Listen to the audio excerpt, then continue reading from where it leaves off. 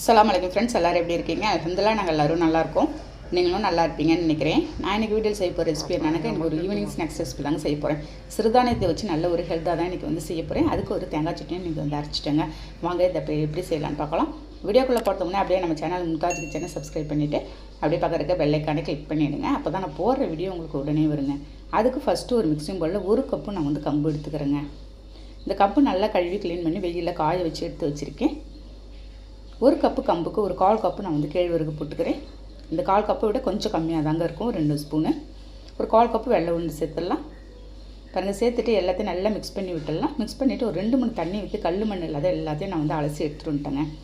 Clean பண்ணிவிட்டு தண்ணி ஊற்றி ஒரு 4 மணி நேரம் இல்லாட்டி 5 மணி நேரம் நான் ஊற வச்சு இப்போ வந்து எடுத்துகிட்டு போகிறேன்.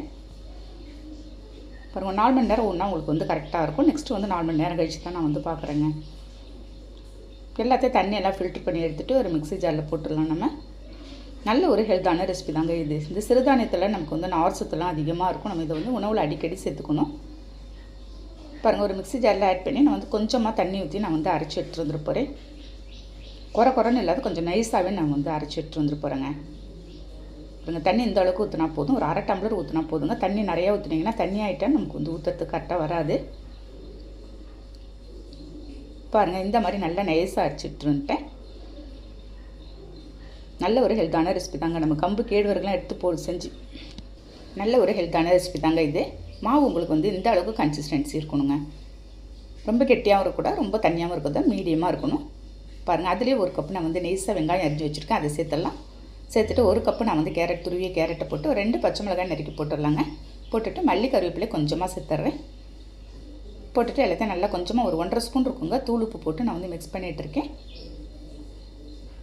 நல்லா எல்லாத்தையும் நான் அதை மாவோடு கலக்கிற மாதிரி நல்லா மிக்ஸ் பண்ணிக்கலாம். நம்ம பாருங்கள், அந்த மாவோட எல்லா வெஜிடபிள்ஸும் நான் போட்டுட்டு எல்லாத்தையும் நல்லா மிக்ஸ் பண்ணிக்கலாம்.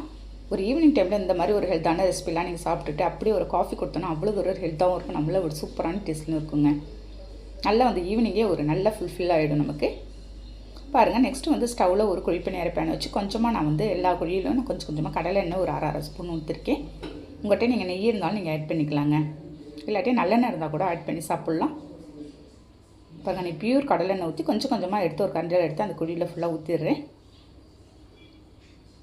இந்த கம்புலெல்லாம் அவ்வளோ ஒரு நார் சத்து, நமக்கு இரும்பு சத்து, கால்சியம் அதிகமாகவே இருக்குதுங்க கேழ்வரகுலாம். பாருங்கள், இது நமக்கு மாவு ஊற்றினோடனே மீடியம் ஃப்ளேமில் வச்சு நம்ம எல்லாத்தையும் திருப்பி போட்டுறேன். ஆப்போசிட் சைடு எல்லாமே நமக்கு எந்த அளவுக்கு அழகாக வருது பாருங்கள். இந்த மாதிரி சிறுதானியங்கள்லாம் நம்ம உணவில் அடிக்கடி வாரத்தில் ஒரு 2 டைம் அதை நம்ம வந்து சேர்த்துக்கணுங்க. இதெல்லாம் அவ்வளோ ஒரு மருத்துவ குணம் இருக்குது நமக்கு. பாருங்கள், எல்லாத்தையும் எடுத்துகிட்டு இதேமாதிரி இருக்கிற பேட்ச் எல்லாத்தையுமே நான் வந்து போட்டு எடுத்துகிட்டு போகிறேன். நல்ல ஒரு கிறிஸ்பியாகவும் இருந்தது. உள்ளே நம்ம அந்த வெங்காயம் கேரட்டோடு சாப்பிடும்போது அவ்வளோ ஒரு அருமையாக இருந்துச்சுங்க.